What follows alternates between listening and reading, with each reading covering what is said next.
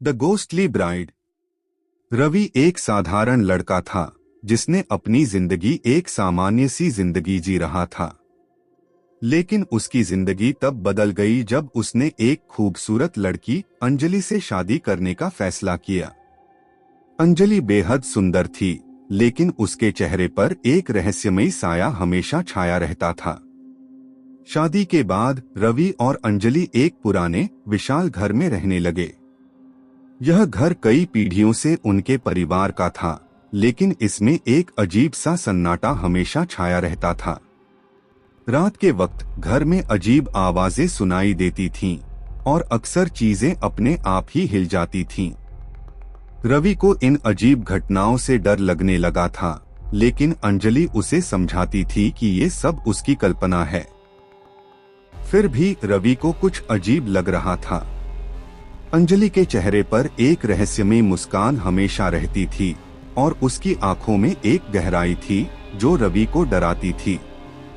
एक रात रवि सो रहा था, तभी उसे अजीब सी आवाज सुनाई दी।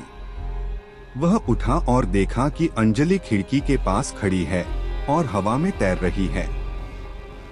उसका चेहरा पीला पड़ गया था और उसकी आंखें खौफनाक ढंग से चमक रही थीं।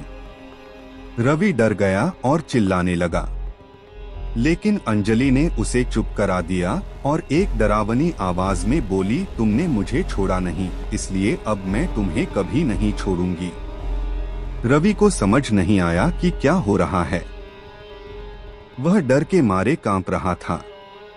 अंजलि धीरे धीरे उसके पास आई और उसके चेहरे को छूने लगी।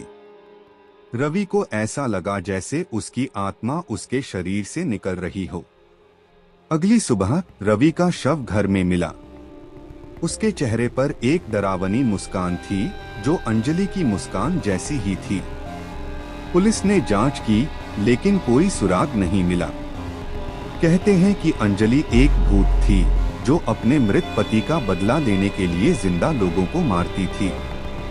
उसके पति की मौत के बाद वह उस घर में रहने लगी थी और किसी को भी वहां से जाने नहीं देती थी। रवि उसका अगला शिकार था और वह उसे अपने साथ ले गई।